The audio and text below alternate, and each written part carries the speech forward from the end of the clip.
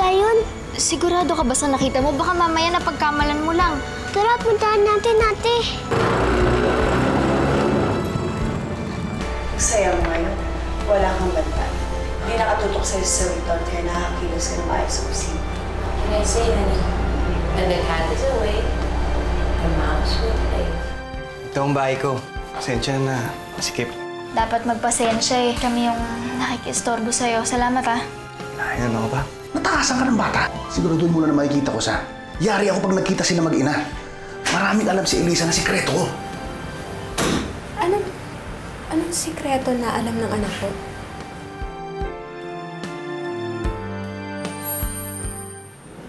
Rex, ano yung sikretong tinutukoy niyo?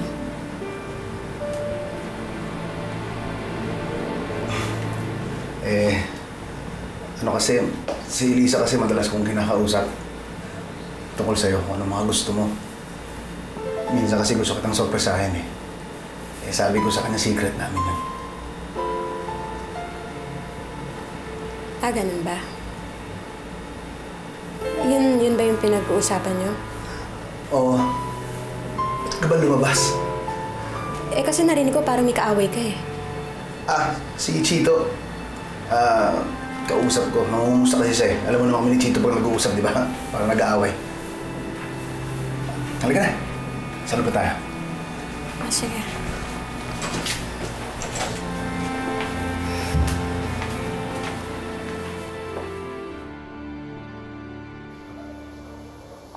Elisa, hindi ka pa inaantok? Naisip ko lang po yung mga magulang ko.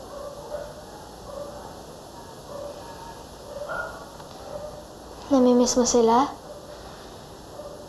Tagal ko na po kasi sila hindi nakakasama.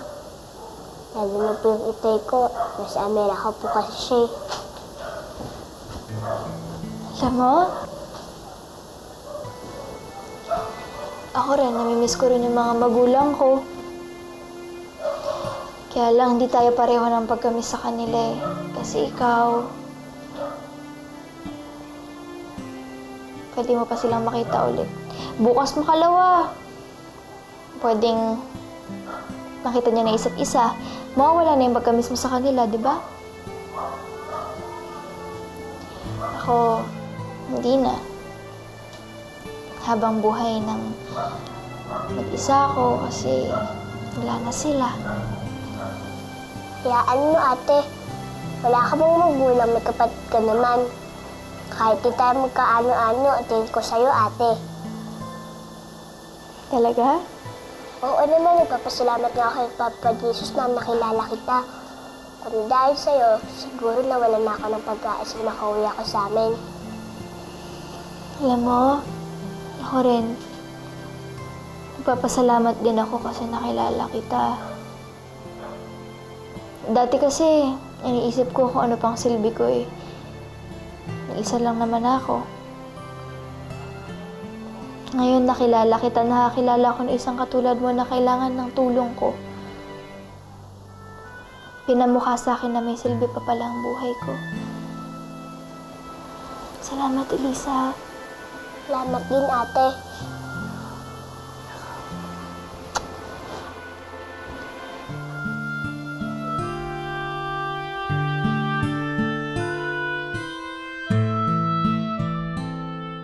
Sir. Pasensya na ho kayo kung pinag-hintay namin kayo. Papunta kasi dito, may natanggap kaming tip na tungkol kay Elisa. Kaya pinuntahan namin yung report. Kamusta na ho, sir? May balita na ba sa anak ko? Mali na naman ang lead na naibigay sa amin nung nag-tip. Hindi ang anak ninyo ang nakita namin.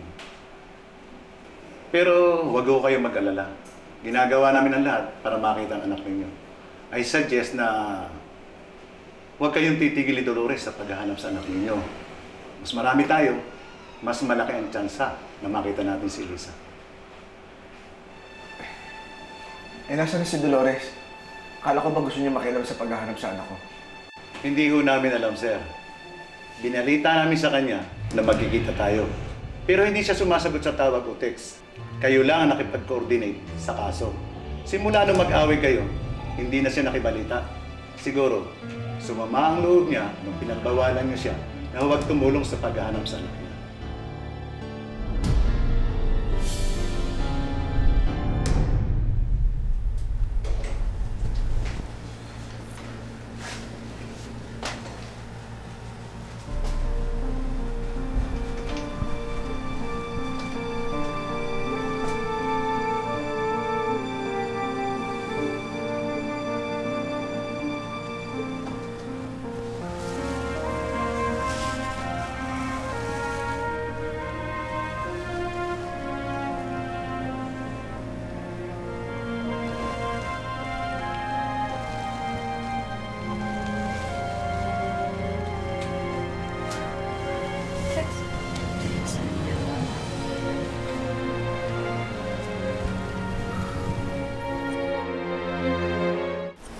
Ano ba?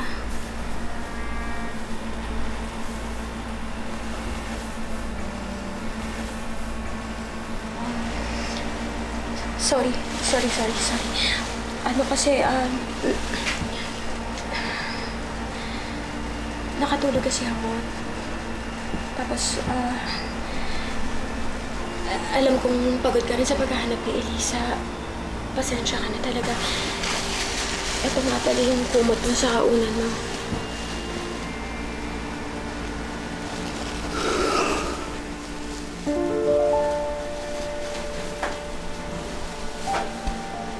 Sige.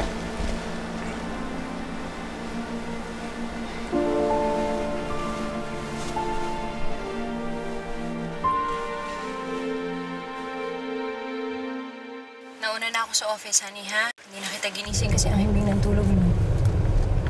It's okay. Ako nga nahiya sa'yo eh. Ikaw na lang ang lagi dyan sa opisina na gumagawa. Sensya ka na. Eh, alam ko rin naman na hindi ka makaka-focus sa trabaho dahil ang isip mo na kay Elisa. So, might as well siya na lang muna intindihin mo. Sige, Seth. Okay, bye. I love you. Bye.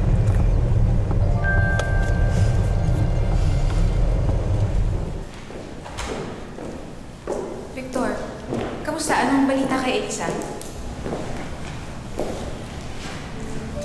Wala pa rin balita yung mga polis eh. Eh, saan ka papunta ngayon? Ako yung Dolores. Dolores? Bakit? This past few days kasi parang naging guilty ako sa mga ginagawa ko sa kanya. Tama ko yung sinabi mo sa akin. Si Dolores ang ina ni Elisa. Kaya may karapatan siya na tumulong sa paghahanap kay Elisa. Buti naman na-realize mo rin yung punto ko. Ayoko na nga lang ipilit yung opinion ko noon kasi you were so emotional nung nagtatalo kayo. Inisip ko baka tayo pa yung maghagalit kapag pinilit kitang intindihin si Dolores eh. Kaya sige na, go ahead. Mag-usap na kayo for your daughter's sake. Kailangan magkaayos na kayong dalawa. Thank you.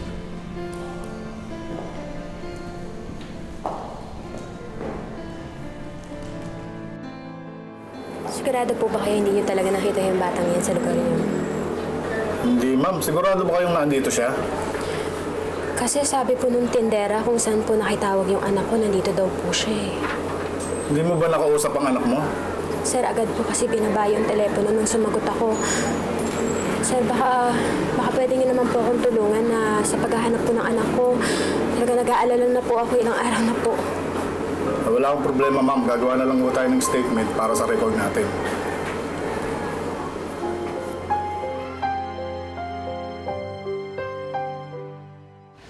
Dito muna kayo, ha? Kakausapin ko lang yung kaibigan kong konduktor para makasakay kayo ng libre. Salamat. Makakauwi na ako sa amin, ate. Masaya ako para sa'yo. Makakasama mo na ulit ang pamilya mo. Hindi ko na lang kaya tumira sa amin. Sigurado ako tatanggapin ka ng pamilya ko. Kapag nalaman nila yung ginawa mo para sa akin. Salamat, pero hindi na. Okay na ako dito. Sanay na ako dito sa Pampanga eh. Pero baka mahanap ka ni Kuya Baldo. Hindi na mahalaga yun. Kaya ko naman yung sarili ko eh. Ang importante, ikaw. Kailangan makabalik ka na sa pamilya mo.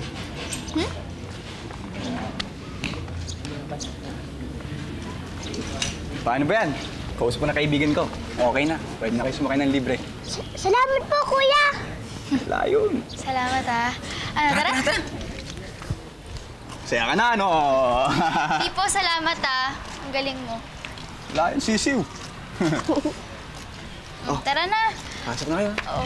Jam, ingat. Ano ba yan? Salamat. Elisa, ako. Alika, Sangiti nga. Akala niyo makakatakas kayo sa akin, ha?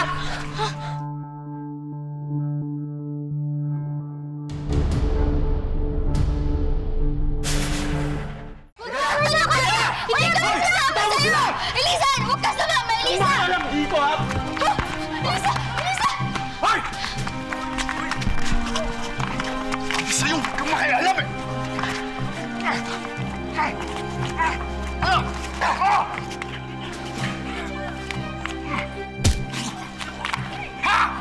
Ano? Lisa, Jam! Oh, ayan. Patay na. Ganda ba? Oh, ayan, maganda. Type ko, ha? Oh. Salamat. Etong bayad, oh. Ako, maraming salamat. Kumikitang kabuhayon ka, Flora, ha? Aba, syempre, naku, si Carlo, wala naman trabaho. Kita mo naman, di ba, nadagdagan na naman kami ng miyembro. Ito naman kasi si Ethel, nagpasunog pa. Naku, sumalangit na Ay, siya, mauna na ako. Naku, kung sana naman mapunta yung kwento mo. O, basta babalik ka, ha? Sige, salamat. Salamat. O, magligpit na kayo, balik ngayon sa pwesto natin. Ha?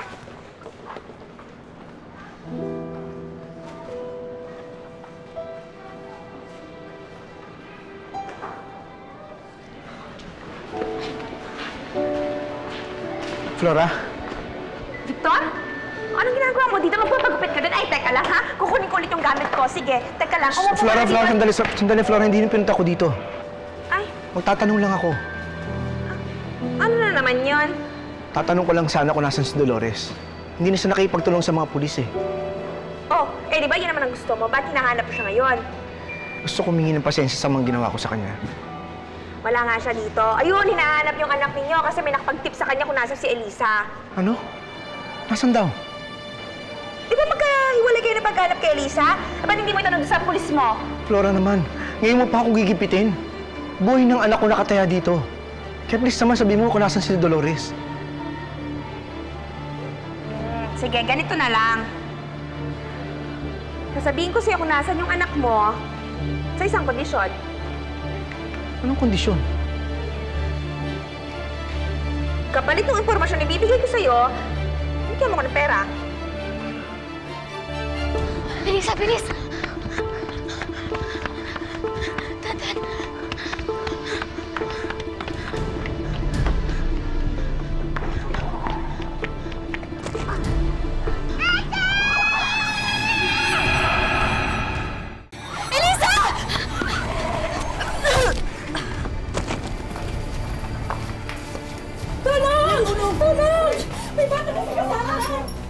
Ate Jan!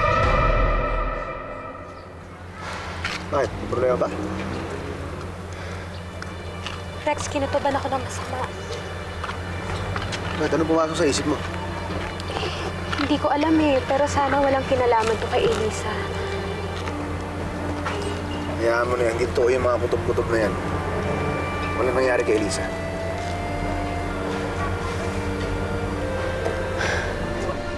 Ate Jam! Ate Jam, gumising ka! Ate Jam, gumising ka! Ate Jam! Tulungan niyo po kami! Tulungan niyo po kami! Ate Jam! Ate Jam, gumising ka! Ate Jam! Ate Jam, gumising ka! Ate Jam! Ate Jam, gumising ka! Jam! Jam! Ambulansya ko! Tawagin ang ambulansya! Jam!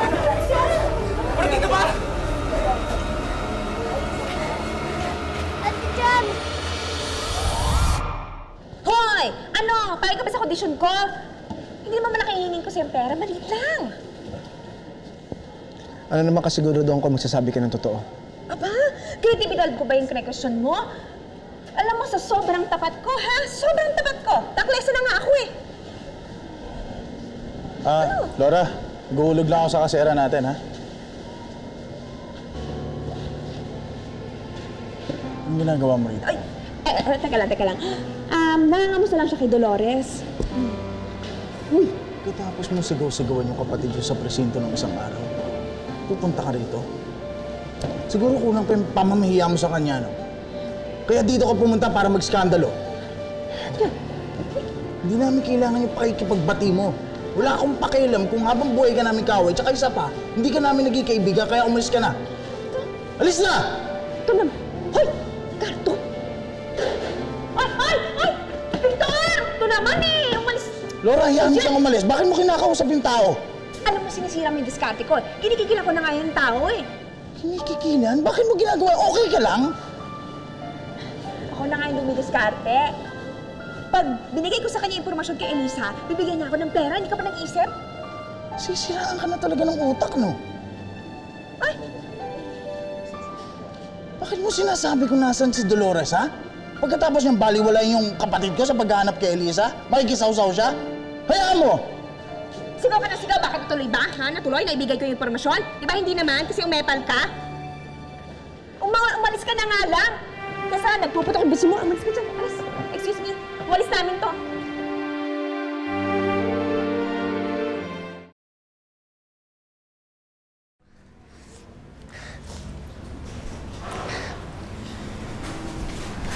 Kuya, natakot ako. Baka kung ano mangyari kay Ate Jam. Ano ka ba? Malaban ng Ate Jam mo. Parang ikaw, matapang. Kaya sigurado ako, maging okay lang yun. Paliban yun eh.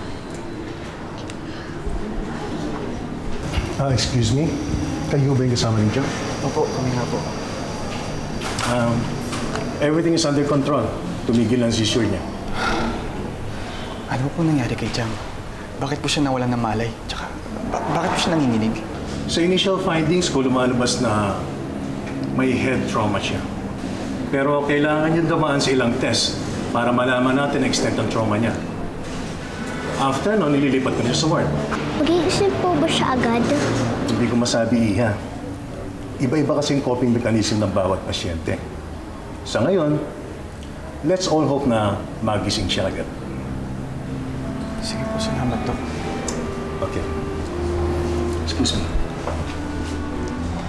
Buka mo na.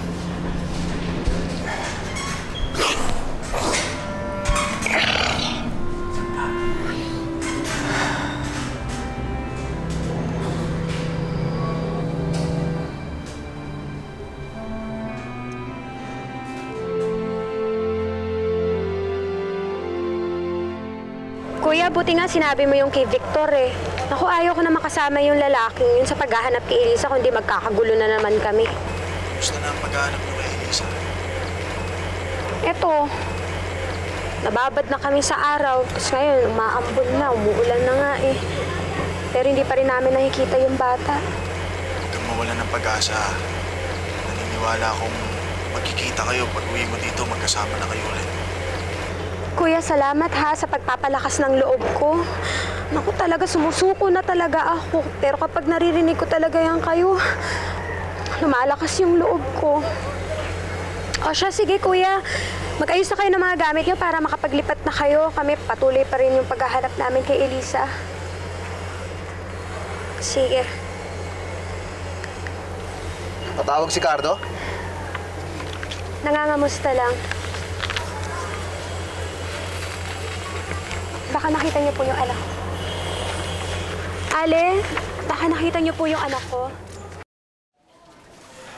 Tay, makakasama po ba natin si Chang at saka si Elisa sa lilipatan natin?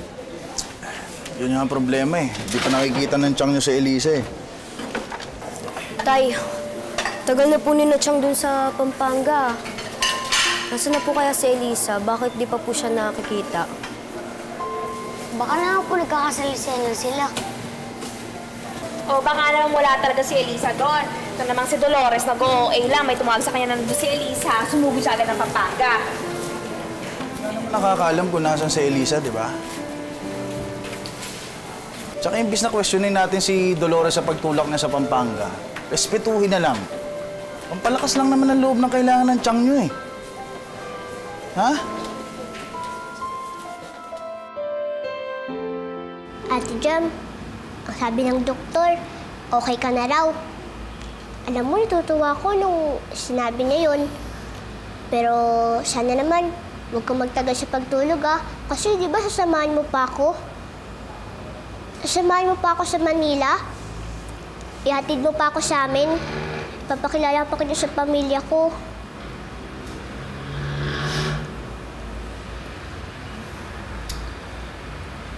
Alam mo ba, na kahit walang mana yung pasyente, naririnig ka niya. Kaya, lalong mag-aalala Ate Jam mo kapag naririnig na malungkot ka. Magigising rin ng Ate Jam mo, Elisa. Maghintay ka lang. Mahahatid ka rin niya sa mga magulang mo.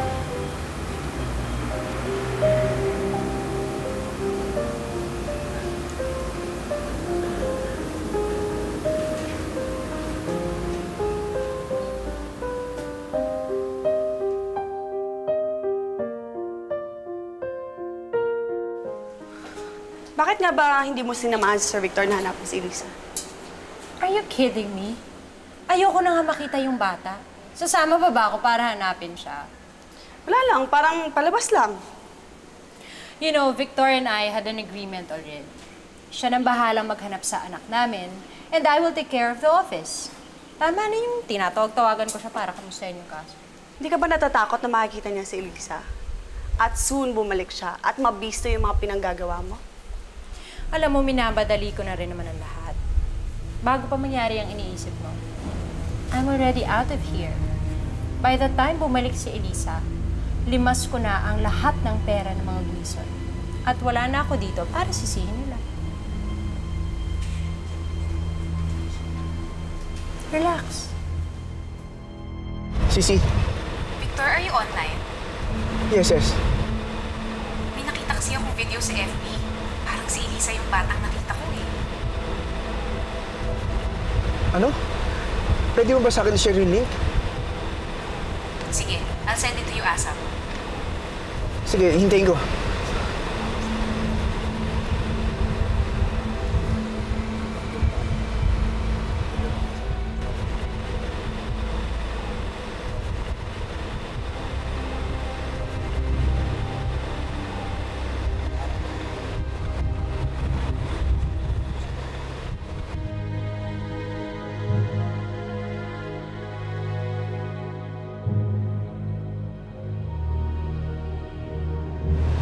Elisa?